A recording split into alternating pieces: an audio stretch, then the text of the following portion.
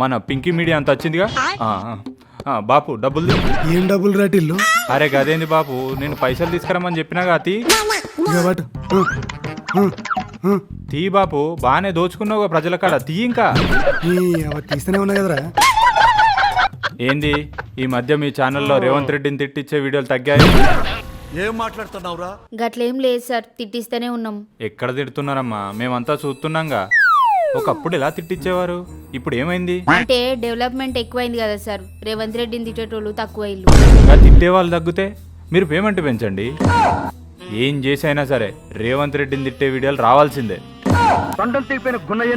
మొహం చూడు, నాశనమైపోతావు. నీ పైసలు అట్లనే సార్. అమ్మా చెప్పండి సార్. ఈ పైసలు తీసుకొని తెలంగాణ తెచ్చింది నేనే అని వీడియోలు పెట్టి అమ్మా.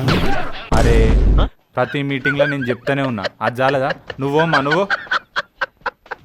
నువ్వేంది బాబు ఫేక్ వీడియోలు తగ్గినాయింది? రేవంత్ రెడ్డి పేదల కోసం ఇంటర్నేషనల్ స్కూల్ కట్టింది సార్. సన్న బియ్యం ఇస్తుండు, ఫ్రీ బస్ ఇస్తున్నాడు, ఫ్రీ కరెంట్ ఇస్తున్నాడు.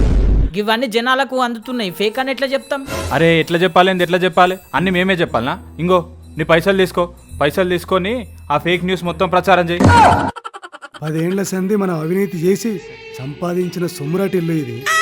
ఇంగో తీసుకోండి. రేవంత్ రెడ్డిని తిట్టనికి, ఫేక్ ప్రచారాలు చేయనికి చాక్లెట్ వంచినట్టు వంచుతున్నావేంద్రా? నాయనో, అమ్మో అమ్మో, ఏం సైకోగలరా మీరు?